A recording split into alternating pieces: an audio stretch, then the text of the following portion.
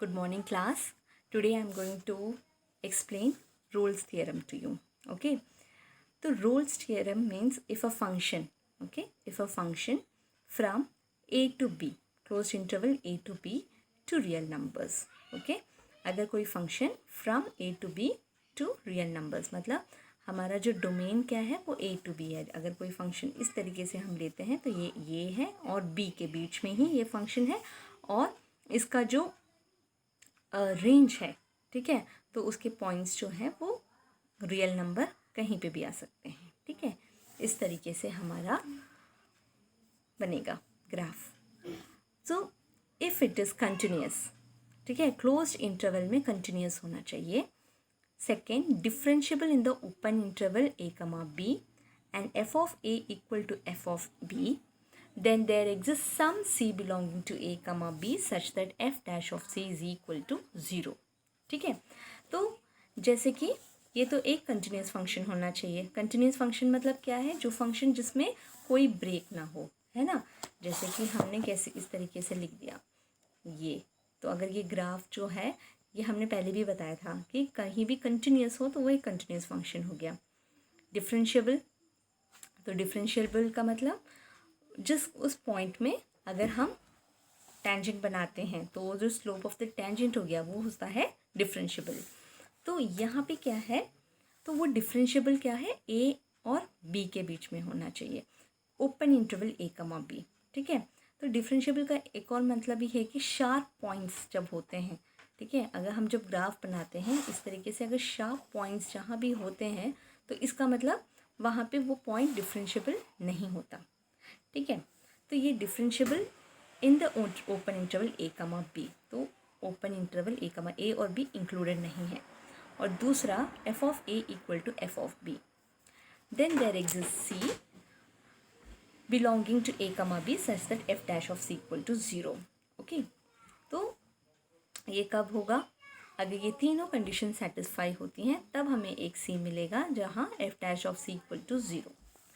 अब देखो f of a equal to f of b. f of a equal to f of b का मतलब क्या है? जो अगर मैं ऐसे ग्राफ बनाती हूँ, ठीक है, यहाँ पे हम f ऑफ a लिखते हैं ना, तो ये जो है ये y रेंज हो जाएगा. ये डोमेन है a कमा b, तो f ऑफ a b, तो ये दोनों सेम होना चाहिए. ये कंडीशन है. ठीक है, एक तो है कंटिन्यूस होना चाहिए, ओके, और एक डिफरेंशिएबल भी होना चाहिए. अब देखो a और b इस पॉइंट पे ये डिफरेंशिएबल, इस पॉइंट पे डिफरेंशिएबल नहीं हो सकता क्योंकि यहाँ पे हम स्लोप भी नहीं बना सकते. ठीक है, स्लोप ऑफ द टेंजेंट नहीं निकाल सकते, तो यहाँ पे जो है वो डिफरेंशिएबल होगा नहीं. तो हमारे पास इस तरीके से एक ग्राफ बनेगा, है ना, क्योंकि ये तो सेम होना ही है. f ऑफ a और f ऑफ b सेम होना ही है. अब देखो तो यहाँ पे एक पॉइंट c होगा.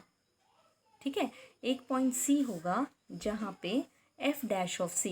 ये क्यों f डैश, इसका डिफरेंस इस पॉइंट में अगर मैं ये टेंजेंट बनाती हूँ, ठीक है, तो ये मेरा टेंजेंट बन गया और ये टेंजेंट जो है x एक्सिस से पैरेलल है.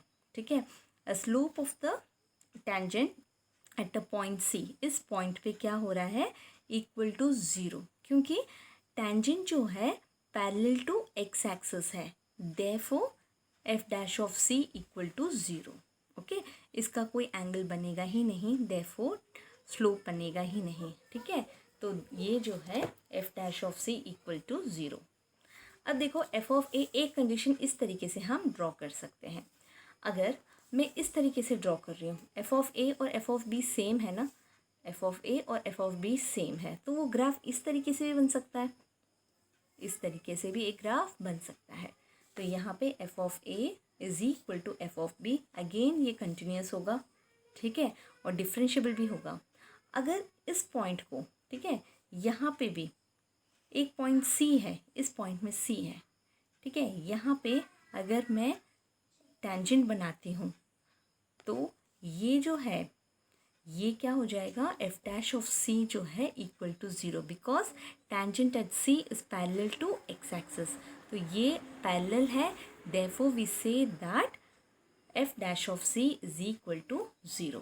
ओके, अगेन एक और कंडीशन इस तरीके से भी बन सकती है, अगर मेरा ग्राफ इस तरीके से है, ठीक है, और ये पॉइंट ए है, ये पॉइंट बी है, एफ ऑफ ए और एफ ऑफ बी सेम है, अगर मैं इस तरीके से भी एक ग्राफ बनाती हूँ, ठीक है, इस तरीके से अगर कोई ग्राफ बन रहा है, तब भी हमारा क्या बन रहा है, एफ ऑफ ए और एफ ऑफ बी कॉमन है ना, सेम है. Again it is a continuous function, again it is differentiable at the open interval A comma B. अब यहाँ देखो, मैं यहाँ पे बताया है कि देन देयर एग्जिस्ट सम सी. अब 1c नहीं बोला है, सम सी, तो यहाँ पे हमें सिर्फ 1c मिला है. इस पॉइंट पर ही हमारा f dash of c equal to 0 है, यहाँ पे भी हमारा f dash of c equal to 0 है, और यहाँ पे हमें 2 पॉइंट्स मिलेंगे. यहाँ पे देखो, ये एक c, यहाँ पे भी एक c है, क्योंकि यहाँ से अगर मैं टेंजेंट ड्रॉ करती हूँ, वो अगेन दोनों tangent parallel to x axis होंगे, और f dash of c equal to 0 at 2 points. ठीक है, तो यही रोल्स थियरम बताता है कि अगर एक फंक्शन कंटिन्यूस है, differentiable in the open interval A comma B, F of A equal to F of B, अगर ये तीनों कंडीशन सेटिस्फाई करती हैं, तब हमें एक सी बिलोंग करेगा ओपन इंटरवल में. ठीक है, ये वाला उसी इंटरवल में बिलोंग करेगा, और f dash of c is equal to 0. Okay, slope of a tangent of the curve at a point c is equal to 0. ठीक है, implies tangent at C is parallel to x axis. Okay, अब we shall move on to some questions. ये देखो, question है f of x equal to x square minus x equal to -2/3. अब देखो, ये एक पॉलिनोमियल फंक्शन है, तो पहले ही मैंने बोला था एक पॉलिनोमियल फंक्शन जो है कंटिन्यूस फंक्शन होता है. ठीक है, तो हमने पहले मेंशन करना है कि तीनों कंडीशन सेटिस्फाई हो रही हैं कि नहीं. तो ये एक कंटिन्यूस फंक्शन है. ठीक है, ऑन ये ब्रैकेट क्लोज इंटरवल -2,3. अगर एफ डैश ऑफ एक्स क्या होगा, 2x - 1 एग्जिस्ट करता है, डिफ्रेंशिएट होता है in the interval 2,3, open interval 2,3. अब एफ ऑफ -2 और एफ ऑफ 3, ए और बी है, ये ए और बी, तो एफ ऑफ -2, यहाँ पे x के बदले -2 सब्स्टिट्यूट करो, तो 4 + 2 - 6 विच इज़ इक्वल टू 0 आएगा.